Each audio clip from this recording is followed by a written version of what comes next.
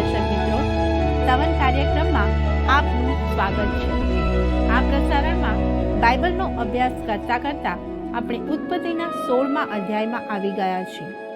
આજે આપણે ઉત્પત્તિ 16 તેની પહેલી કલમથી 17મા અધ્યાયની 5મી કલમ સુધી અભ્યાસ કરીશું। તો આપનું બાઇબલ, નોટ અને પેન લઈને તૈયાર થઈ જાઓ। આવો આજના અભ્યાસની શરૂઆત કરીએ।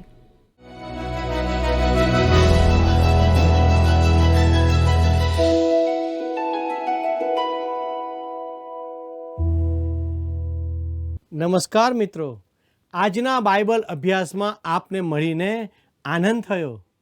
આપ નિયમિત રીતે અમારા આ પ્રસારણને નિહાળો છો તે બદલ આપનો આભાર માનું છું।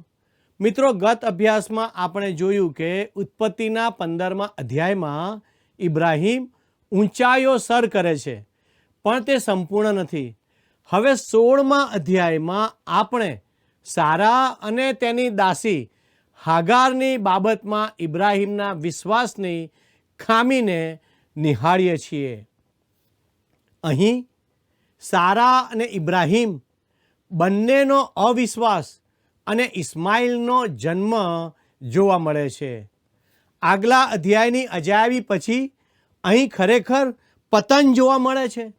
મિત્રો, આવો આપણે ઉત્પત્તિ 16 અને 1 વાંચીએ।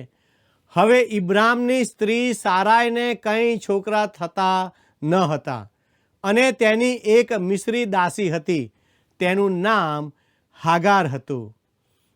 મિત્રો, મિસરમાં ઇબ્રાહિમે 2 બાબતો પ્રાપ્ત કરી જેણે તેને મુશ્કેલીમાં મૂક્યો, એક સંપત્તિ અને બીજી આ મિસ્રી દાસી હાગાર। મિત્રો, બીજી કલમ જુઓ। અને સારાએ ઇબ્રામને કહ્યું, હવે જો યહોવાએ મને જણવાથી અટકાવી છે, માટે મારી દાસી પાસે જા, કદાચ તેનાથી હું છોકરા પામીશ। અને ઇબ્રામે સારાઈનું કહ્યું માન્યું। સારાએ જે સૂચન કર્યું એ તે સમયની સામાન્ય રીત હતી। જ્યારે કોઈ પત્નીને બાળકો ન થાય ત્યારે દાસી કામમાં આવતી, પણ આ ઈશ્વરે માન્ય કર્યું ન હતું। આ તો સારાનો વિચાર હતો અને ઇબ્રાહિમે તેનું સાંભળ્યું। મિત્રો, અહીં એવું લાગે છે કે તે ઘરના વડા તરીકેનું તેનું સ્થાન સારાને આપી દે છે અને સારાનું સૂચન સ્વીકારી લે છે। ભલા મિત્રો, ઉત્પત્તિ 16 અને 3માં લખ્યું છે, અને ઇબ્રામ કનાન દેશમાં 10 વર્ષ રહ્યા પછી ઇબ્રામની સ્ત્રી સારાએ હાગાર નામે પોતાની દાસીને લઈને પોતાના પતિ ઇબ્રામને સ્ત્રી થવા સારું આપી। સારાએ હાગાર નામે પોતાની દાસીને લઈને પોતાના પતિને આપી। હવે આ નાની મિસ્રી દાસી ઇબ્રામની ઉપપત્ની બને છે, પણ ઈશ્વરની ઈચ્છા મુજબ ન હતું। ઈશ્વર આવા સંતાનને સ્વીકારે જ નહીં, કેમ કે તે ખોટું હતું। ઈશ્વરે તેને કદી માન્ય કર્યું નહીં। અહીં આ નોંધ્યું છે કેમ કે તે ઐતિહાસિક સત્ય છે। મિત્રો, ઉત્પત્તિ 16 અને 4 કલમ જોઈએ। અને તે હાગારની પાસે ગયો ને તે ગર્ભવતી થઈ, અને જ્યારે તેણે જાણ્યું કે હું ગર્ભવતી થઈ છું, ત્યારે તેની દ્રષ્ટિમાં તેની શેઠાણી તુચ્છ ગણાઈ। મિત્રો, હાગારને લાગ્યું કે મેં ઇબ્રાહિમને બાળક આપ્યું છે અને સારા તે આપી શકી નહીં, તેથી તેણે સારાને તુચ્છ સમજી। મિત્રો, 5મી કલમ જણાવે છે, અને સારાએ ઇબ્રામને કહ્યું, મારી હાય તને લાગે, મેં મારી દાસીને તારી સોડમાં આપી, અને જ્યારે તેણે પોતાને ગર્ભવતી થયેલી જાણી ત્યારે તેની દ્રષ્ટિમાં હું તુચ્છ ગણાઈ। મારી ને તારી વચ્ચે યહોવા ન્યાય કરો। મિત્રો, આ કલમનું મહત્વ સમજો। ઈશ્વરને આ માન્ય ન હતું। હવે સારાને લાગે છે કે તેણે ખોટું કર્યું છે। તે કહે છે, મારી હાય તમને લાગશે, પણ તે ખોટી છે। ઈશ્વર આ સ્વીકારતા નથી અને વૃદ્ધ ઇબ્રાહિમ માટે આ ખરેખર હૃદય ભંગિત કરનાર બાબત હતી. પણ આપણે જોઈએ છીએ કે ઇબ્રાહિમ અને સારાએ જે વિશ્વાસ ઈશ્વર પર રાખવો જોઈએ તે વિશ્વાસ રાખ્યો નહીં. આખરે આ સમયે ઇબ્રાહિમ 90 વર્ષનો વૃદ્ધ હતો અને સારા 80 વર્ષની વૃદ્ધા હતી. તેઓને લાગ્યું કે તેઓને કદાચ હવે બાળક નહીં થાય, તેથી સારાએ વિચારીને કહ્યું હશે, કદાચ ઈશ્વર આપણને બાળક માટે અન્ય માર્ગ અપનાવવા ઈચ્છતા હશે. આ સમયની આ રીત હતી. હા, તે સમયનો રીત રિવાજ હતો, પણ તે ઈશ્વરની કાર્ય કરવાની રીતથી વિરુદ્ધ હતો. આપણે કોઈક વાર ખોટું સમજી લઈએ છીએ કે આ બાબત બાઇબલમાં નોંધાયેલી છે, તેથી તે ઈશ્વરને મંજૂર છે. મિત્રો, પવિત્ર શાસ્ત્ર બાઇબલ ઈશ્વર પ્રેરિત પુસ્તક હોવાથી તેમાં ચોક્કસ નોંધ કરેલી છે. પણ એવી ઘણી બાબતો છે કે જે ઈશ્વરના વચનમાં નોંધાયેલી છે, તેમ છતાં તે ઈશ્વરને મંજૂર નથી. પ્રિય મિત્રો, જે નૈતિક અસરો આપણે અહીં વાંચીએ છીએ તે આ ઐતિહાસિક નોંધમાં જણાતી નથી. ઇબ્રાહિમ અને સારા ખાલદીઓના ઉર દેશમાં ઉછર્યા હતા, જ્યાં આ સામાન્ય રિવાજ હતો અને તેથી આ રિવાજની નૈતિક બાજુથી તેઓ માટે આવું કાર્ય ખોટું ન હતું. પણ ભયજનક બાબત એ હતી કે તેઓને ઈશ્વર પર વિશ્વાસ નહોતો. ઇબ્રાહિમે સારાની દાસી હાગારને ઉપપત્ની તરીકે લઈને ખોટું કર્યું. તે પાપ હતું. ઈશ્વરે પણ તેની સામે તેવો જ વ્યવહાર કર્યો. જો કે આજે આપણે ઇબ્રાહિમે હાગારને પોતાની ઉપપત્ની બનાવી તે બાબત પર ભાર મૂકીએ છીએ, અને ખરી બાબત એટલે તેઓના અવિશ્વાસ પર ધ્યાન આપતા નથી. તો પણ અવિશ્વાસ એ સૌથી મોટું પાપ હતું. બીજા બધા કરતાં તે સૌથી ખરાબ હતું. ઉત્પત્તિ 16 અને 6 જણાવે છે, પણ ઇબ્રાહિમે સારાઈને કહ્યું, જો તારી દાસી તારા હાથમાં છે, જે તારી દ્રષ્ટિમાં સારું લાગે તે તેને કર.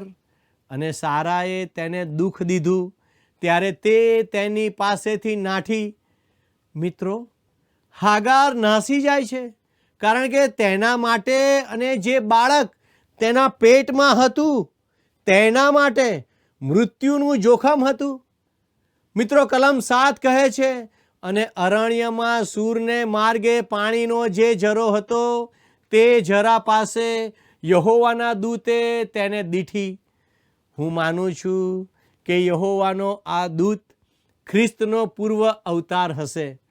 આ તેમનું ચારિત્ર છે જે હંમેશા ખોવાયેલાને શોધે છે.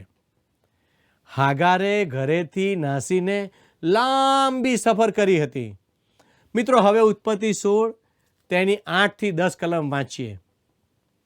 અને તેણે કહ્યું કે સારાઈની દાસી હાગાર, તું ક્યાંથી આવી અને ક્યાં જાય છે? અને તેણે કહ્યું કે મારી શેઠાણી સારાઈની પાસેથી હું નાસી જાઉં છું. અને યહોવાના દૂતે તેને કહ્યું, તું તારી શેઠાણી પાસે પાછી જા ને તેને આધીન રહે. અને યહોવાના દૂતે તેને કહ્યું, હું તારો વંશ ઘણો વધારીશ ને ન ગણાય એટલે સુધી તે વધારીશ. વહાલા દર્શક મિત્રો, ગલાતીયોનો પત્ર તેનો 4થો અધ્યાય, તેમાં સંત પાઉલ હાગારને અને તેના સંતાનને સિનાઈ પહાડ કહે છે, જ્યાં મૂસાનું નિયમશાસ્ત્ર આપવામાં આવ્યું, અને તે નિયમશાસ્ત્રની કાયદેસરતા તથા બંધનની વાત કરે છે. પછી તે સારાની સ્વતંત્ર હોવા વિશેની વાત કરે છે. મિત્રો, મુદ્દો એ છે કે સારા ઇબ્રાહિમની ખરી પત્ની છે. આજે ઘણા લોકો ફક્ત નિયમને આધીન રહેવા માગે છે. પણ પ્રિય મિત્ર, વિશ્વાસીઓ તરીકે આપણે ઈસુ ખ્રિસ્ત સાથે જોડાયેલા છીએ. સંત પાઉલ જણાવે છે કે મંડળી એક કુમારિકા તરીકે ખ્રિસ્ત સાથે સંબંધથી જોડાઈ છે અને એક દિવસે તે ખ્રિસ્તની કન્યા બનશે. તેથી તમે નિયમના બંધનમાં નથી. હવે સારા માટે મોટા દુઃખની બાબત બનવાની હતી અને તે ઇબ્રાહીમને માટે પાછળથી વધારે દુઃખકારક બનવાની હતી. હાગાર હવે પુત્રને જન્મ આપવા પાછી ફરે છે અને તે પુત્ર ઇબ્રાહીમનો પુત્ર બને છે. મિત્રો, ઉત્પત્તિ 16:11-12 કલમ જુઓ. અને યહોવાના દૂતે તેને કહ્યું કે જો તું ગર્ભવતી છે ને તું દીકરો જણશે અને તેનું નામ ઇસ્માએલ એટલે દેવ સાંભળે છે પાડશે, કેમ કે યહોવાએ તારું દુઃખ સાંભળ્યું છે અને તે માણસો મધ્યે રાની ગધેડા જેવો થશે. તેનો હાથ હરેકને ઉલટો ને હરેકનો હાથ તેને ઉલટો થશે અને પોતાના સર્વ ભાઈઓની સામે તે વાસો કરશે. મિત્રો, શું તમે મધ્ય પૂર્વના આશરે 400 વર્ષના ઇતિહાસના પ્રકાશમાં આ કલમને કદી નિહાળી છે? આજે ત્યાં શું થઈ રહ્યું છે? તે તો ઈશ્વરે અહીં જ ભવિષ્ય કહ્યું છે, તેની પૂર્ણતા છે. તેઓ ઇબ્રાહીમના સંતાન છે, પણ તેઓ ઇસ્માએલ દ્વારા ઇબ્રાહીમ સાથે સંકળાયેલા છે.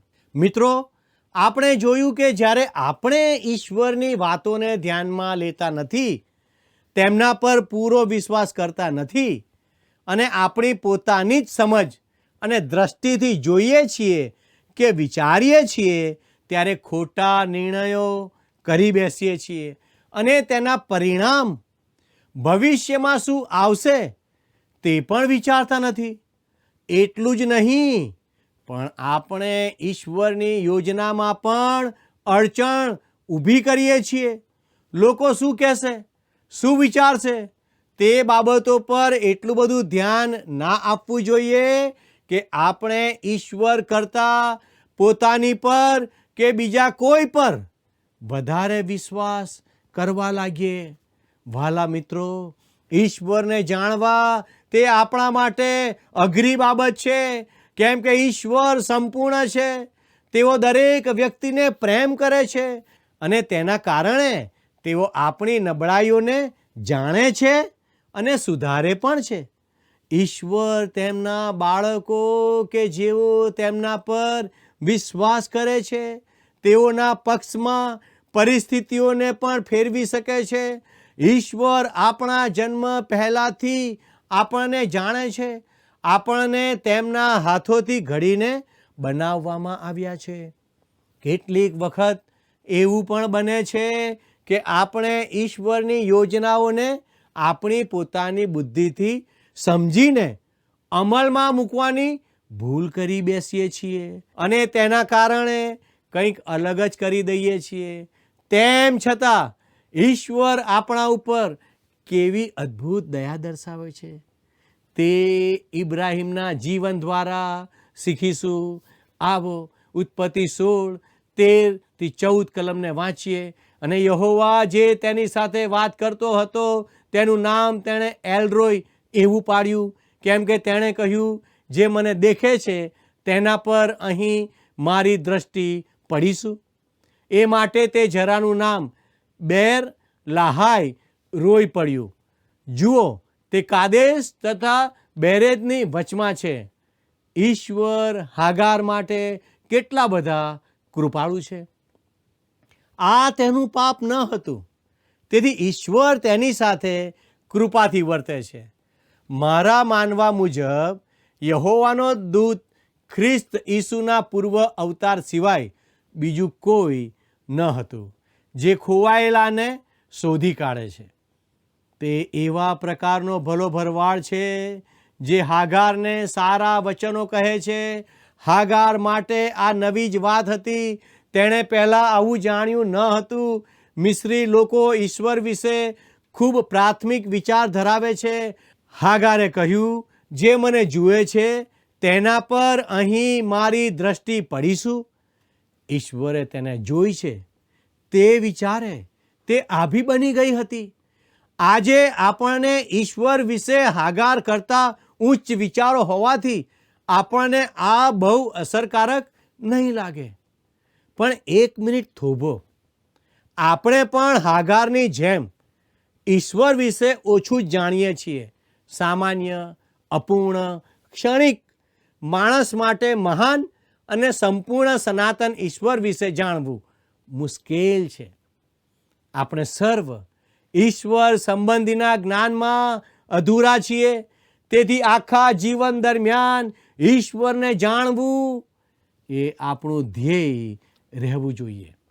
ઈશ્વરને જાણવા તે માણસના સ્થાનને અનંતકાળ લગી માનવંત બનાવશે. હવે ઉત્પત્તિ 16, 15 અને 16 જુઓ.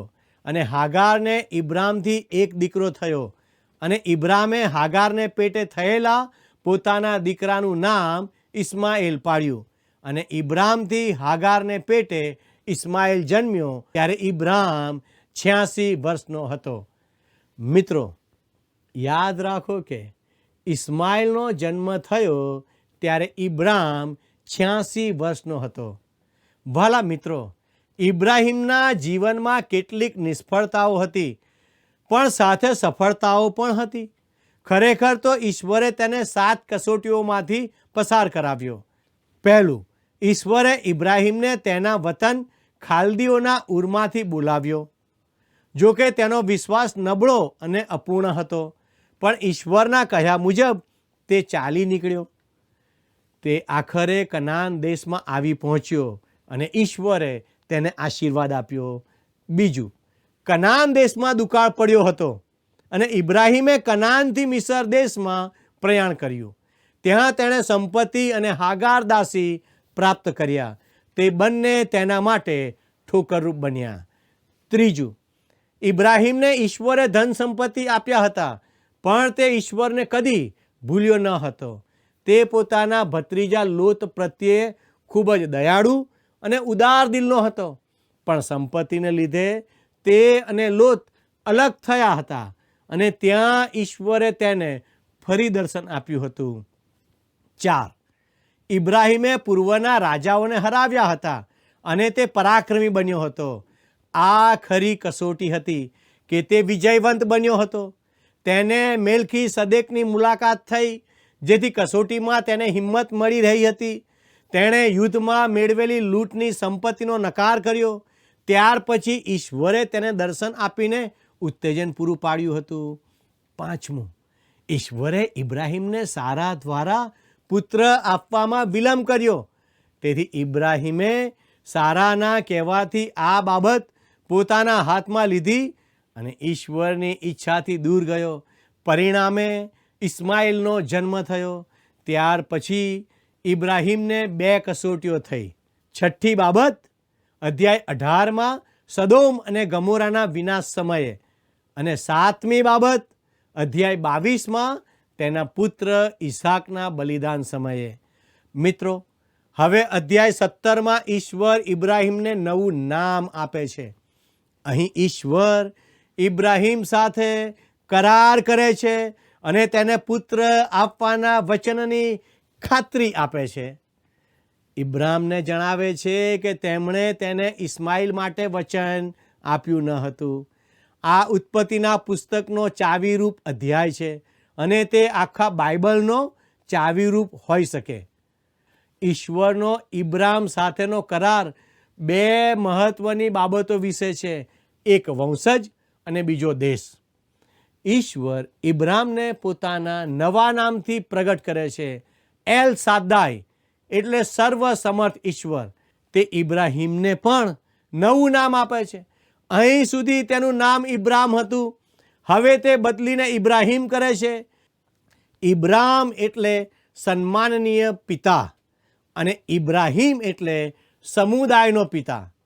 આમ આ અધ્યાય સ્પષ્ટ કરે છે કે ઇસ્માએલ ઇબ્રાહિમને માટે વચન મુજબનો પુત્ર ન હતો.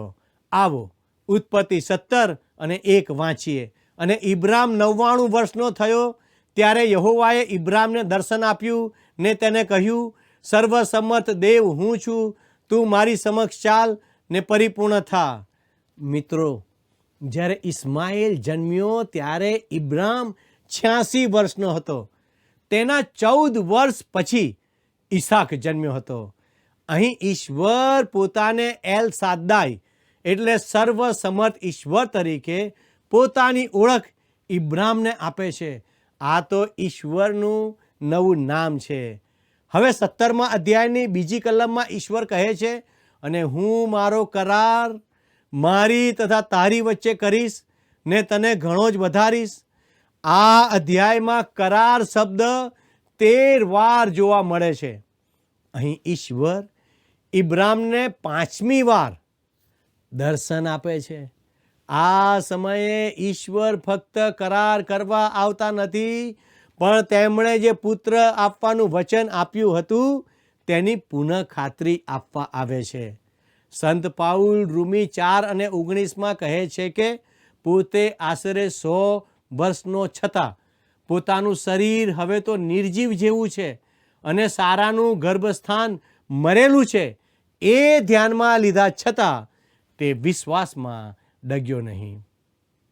સારાનું ગર્ભસ્થાન નિષ્ક્રિય હતું, પણ તેમાં જીવન આવ્યું અને ઈસાક જન્મ્યો. રોમન 4 અને 25માં સંત પાઉલ લખે છે, તેને આપણા અપરાધોને લીધે પરાધીન કરવામાં આવ્યો અને આપણા ન્યાયકરણને માટે તેને પાછો ઉઠાડવામાં આવ્યો.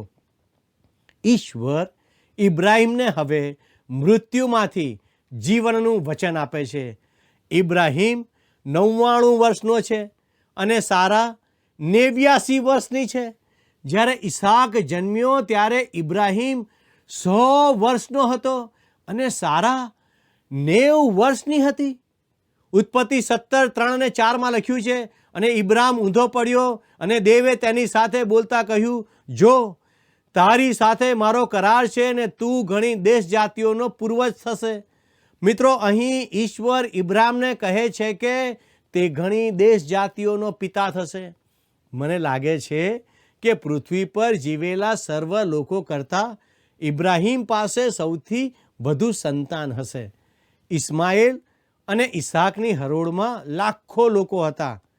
તેમના આત્મિક સંતાનોનો ઉમેરો થયો, કેમ કે આપણે ખ્રિસ્ત પરના વિશ્વાસ દ્વારા ઇબ્રાહીમના બાળકો કહેવાયા. રોમીયોનો પત્ર 4 અધ્યાય 16માં ઇબ્રાહીમ વિશે સંત પાઉલ લખે છે, અને તે વચન કૃપાથી થાય અને સઘળા વંશજોને વાસ્તે અચૂક થાય, એટલે માત્ર જેઓ નિયમ પાળનાર છે તેઓને જ વાસ્તે નહીં, પણ જેઓ ઇબ્રાહીમના વિશ્વાસના છે તેઓને વાસ્તે પણ અચૂક થાય. એ માટે તે વચન વિશ્વાસથી પ્રાપ્ત થાય છે. આમ ઇબ્રાહીમ વિશ્વાસીઓનો, ઇઝરાયેલ પ્રજાનો અને આરબોનો પણ પિતા છે. ઈશ્વરે તેને ઘણી દેશ જાતિઓનો પૂર્વજ બનાવીને પોતાનું વચન પાડ્યું. હવે 5મી કલમ જોઈએ. અને હવે પછી તારું નામ ઇબ્રામ નહીં કહેવાશે, પણ ઇબ્રાહીમ એવું તારું નામ થશે, કેમ કે મેં તને ઘણી દેશ જાતિઓનો પૂર્વજ કર્યો છે. મિત્રો, ઇબ્રામ એટલે સન્માનનીય પિતા અને ઇબ્રાહીમ એટલે સમુદાયનો પિતા. ઇબ્રાહીમના વિશ્વાસ વિશે સમજાવવા હું એક વાત કહું છું. એક સવારે ઇબ્રાહીમ અને સારા પોતાના તંબુની આસપાસ કંઈક કામ કરી રહ્યા છે. તે સમયે વેપારીઓનું એક જૂથ અચાનક આવે છે. ઇબ્રાહીમ તેઓને મળવા જાય છે. તેઓના ઊંટોને પાણી પીવડાવવા માગતા હતા. તે સમયમાં લોકો અજાણ્યાની પણ સરભરા કરતા હતા. ઇબ્રાહીમ પેલા મુસાફરોને મળવા ગયો. તેઓને તેણે કહ્યું, શું તમે થોડો આરામ કરશો? પણ મુસાફરોએ કહ્યું, અમે વેપાર ધંધા માટે મિસર જઈ રહ્યા છીએ, તેથી રોકાવાય તેમ નથી. ઇબ્રામે કહ્યું, મારું નામ ઇબ્રામ છે. પેલા માણસોને ખૂબ આશ્ચર્ય થયું. તમને એકેય સંતાન નથી, છતાં તમારું નામ ઇબ્રામ એટલે સન્માનનીય પિતા છે. ત્યાર પછી તેઓ હસતા હસતા મુસાફરીમાં આગળ ગયા. 6 મહિના પછી તે વેપારી પાછા આવ્યા. ઇબ્રામ પણ તેઓને મળવા ગયો. તેઓએ હસીને ઇબ્રામને કહ્યું, કેમ છો ઇબ્રામ? પણ ઇબ્રામે કહ્યું, હવે મારું નામ ઇબ્રામ નથી, પણ મારું નામ ઇબ્રાહીમ એટલે કે સમુદાયનો પિતા છે. કદાચ વેપારીએ કહ્યું હશે, તમારા ઘરે જોડિયા બાળકો જન્મ્યા હશે. પણ ઇબ્રાહીમે જ્યારે કહ્યું કે હજી અમને બાળકો નથી, ત્યારે પેલા વેપારીઓને આશ્ચર્ય થયું હશે કે અહીં એવો માણસ છે જેને કોઈ બાળકો નથી, પણ તે સમુદાયનો પિતા છે. ઇબ્રામ હવે વિશ્વાસથી ઇબ્રાહીમ એટલે સમુદાયનો પિતા બન્યો હતો. પણ 4000 વર્ષ પછી હવે આપણે કહી શકીએ છીએ કે ઈશ્વરે વચન પૂરું કર્યું અને ઇબ્રાહીમ નામ સાર્થક કર્યું છે. આજે પણ તે સમુદાયનો પિતા છે. વાલા દર્શક મિત્રો, મારો સમય પૂરો થવા આવ્યો છે. ઈશ્વર આજનો આશીર્વાદ આપ સર્વને આપો. આમેન. देव यहोवा मुझ आधा, देव यहोवा मुझ आधा, तुझ बिन जगમાં હું લાચાર, મુझ પર તારી પ્રીતિ વધાર, પ્રીતિ વધાર. देव यहोवा मुझ आधा.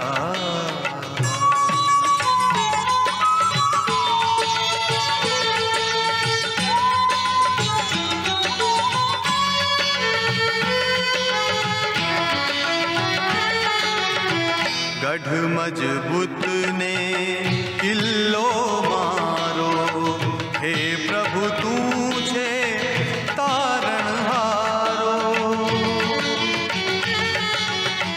गढ़ मजबूत ने किल्लो मारो, हे प्रभु तू छे तारणहारो.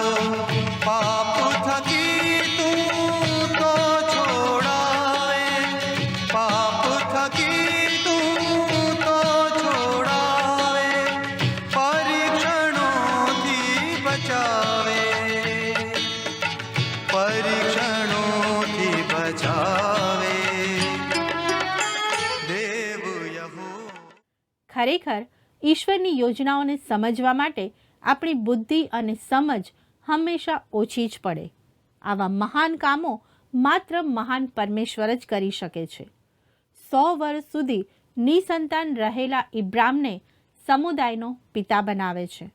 આ તો આપણા સર્વસમર્થ ઈશ્વર જ કરી શકે છે. ઈશ્વર જે વચન આપે છે તે પાળે છે, તેને તે સાબિત કરે છે. મિત્રો, આજનો પ્રશ્ન છે, ઇસ્માઇલ જન્મ્યો ત્યારે ઇબ્રામ કેટલા વર્ષનો હતો?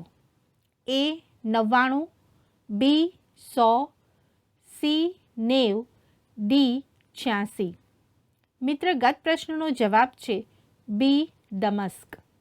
મિત્રો, આજના પ્રશ્નનો જવાબ અમને જલ્દીથી મોકલી આપશો. આભાર. શું તમને આ કાર્યક્રમ ગમ્યો? અત્યારે જ અમને મિસ કોલ કરો.